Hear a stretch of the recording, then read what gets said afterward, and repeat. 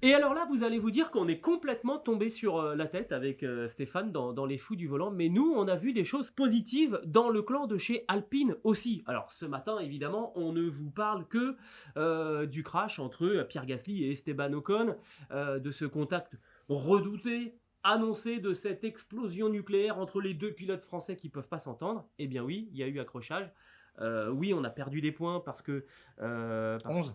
voilà, parce que Pierre Gasly était Gasly 5e. repartait 5e, que Esteban Ocon repartait 11e.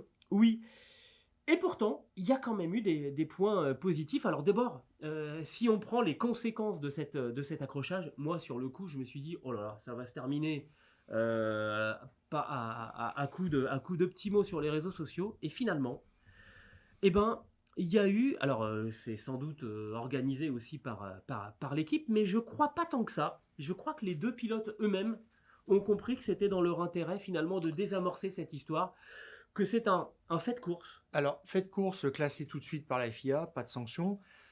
Alors, Ocon, quand même, Esteban Ocon parle de. Il dit voilà, Pierre revient en piste, il me serre un peu sur la droite, ce qu'on a vu effectivement. Alors, je ne sais pas dans quelle mesure il était dans l'angle mort C'est ce que je suis de pas l'Alpine je suis numéro pas 10. Bon, convaincu. mais Il il revient en dit piste, il est un peu en mode on, kata, hein, on- Pierre. Hein. on en a discuté, il s'est excusé. Mais de quoi?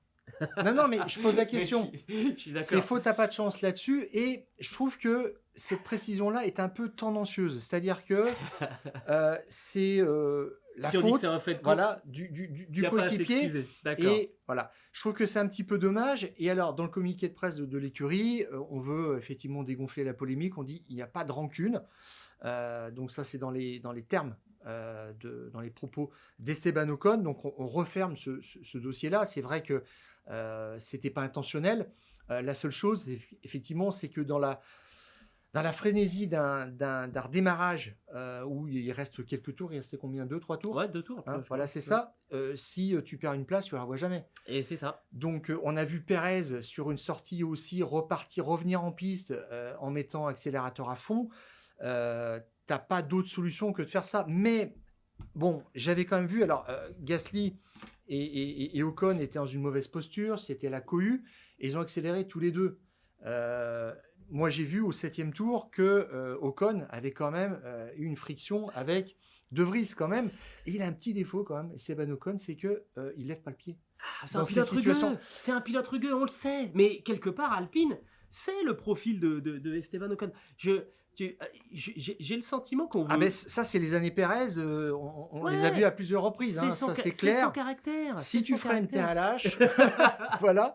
Patron, vous avez vu, je suis resté bien à pied au plancher. Et si tu veux, tu préfères dire ça, puis que tu as eu un petit accrochage, une touchette, plutôt que de céder et de passer un peu pour un faible. C'est aussi par rapport à ton équipe, par rapport à ton patron, que tu dois donner des gages de ce point de vue-là. Donc, grosso modo, tu continues d'accélérer comme si de rien n'était, et tu dis, je croise les doigts pourvu que ça passe. Bon, en tout cas, moi j'ai été plutôt agréablement surpris de voir la façon dont cet accrochage, on a le sentiment que c'était inéluctable, on nous l'avait annoncé tellement de fois que ça devait arriver, voilà, et ben finalement il n'y Oui. a pas d'explosion nucléaire. Et Zafnauer a dit, donc le directeur d'équipe, Otmar Zafnauer, a dit ils se sont tous les deux excusés envers l'équipe pour Voilà. Oui, avoir bah, gâché c'est un sûr. résultat d'ensemble. Vous Point. imaginez les garçons Donc, là qui ont travaillé oui, tout le tout à week-end fait. et on Ouais, on bien met sûr. ça par terre.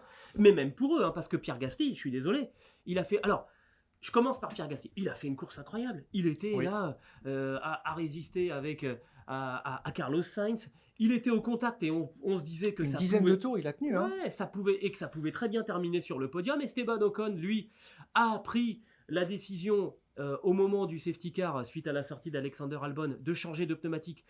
C'était un bon coup à jouer. Esteban Ocon, il pouvait se retrouver dans le top 5 de cette course.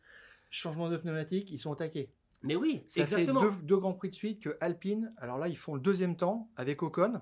Je te dis, hein, ils ont serré les boulons, mais il n'y a pas de clairement. problème. 2,36 en Arabie Saoudite, 2,65 en Australie, c'est-à-dire qu'ils ont envie de matcher les meilleurs. Il n'y a pas de doute là-dessus. Et stratégiquement, c'était courageux, intéressant de faire mettre Esteban Ocon sur cette stratégie. Voilà pourquoi ça aussi, c'est un point que je trouve optimiste. C'est-à-dire que Alpine n'était pas passif pendant ces moments-là. On avait envie de tenter des choses, on avait envie de donner les moyens aux pilotes de s'illustrer, d'aller chercher des choses. Je vous promets, avec Oui. Stéphane, c'est pas parce que Alpine est soi-disant une équipe française en Formule 1 on fait de la méthode Coué. Non, il y a vraiment des choses. Non, non, c'est clair. Franchement, ça nous a super déçus, cet accrochage. Mais je pense que eux Clairement, aussi, on a hein. envie que ça fonctionne. Ah ben bon, encore plus, mais on est tous supporters d'Alpine quelque part parce qu'on a envie que ça fonctionne. On a une belle équipe, voilà, euh, qui grimpe dans la hiérarchie. Et Zafnauer a dit, quand je reprends tes propos à propos de la stratégie, il a dit, nous avons été capables d'être d'une précision chirurgicale. Ouais. Ça veut dire ce que ça veut dire. Et puis il a rappelé qu'effectivement, avec Gasly, ils avaient été capables de se battre pour le podium, ils l'ont entrevu, et se battre contre des Mercedes, Aston Martin et Ferrari, ce qui est quand même pas rien. Une Ferrari, bon, il n'y avait pas la deuxième. Une grande partie de la course aussi. Ça nous a bluffé quand même. Alors, parce que Stéphane, en préparant ce podcast, on s'était dit qu'on allait faire à peu près la même présentation que pour les progrès de Mercedes, et vous allez voir pourquoi. À Bahreïn, les deux Alpines étaient 9e et 20e sur la grille. Ocon était à 1 seconde 276 de la pole. Ensuite, en Arabie Saoudite, 7e et 10e, ça se resserre déjà. Par rapport à la pole, on est à moins d'une seconde, on est à 813 millième, et surtout ça se resserre entre les deux autos. Et ensuite en Australie, on est encore plus proche en termes de place entre les deux autos, et on est à 940 millième. On est un tout petit peu plus loin de la pole, mais les deux voitures sont de plus en plus homogènes, et pour la première fois, là, dès le 3e Grand Prix, Pierre Gasly est mieux placé qu'Esteban Ocon sur la grille de départ.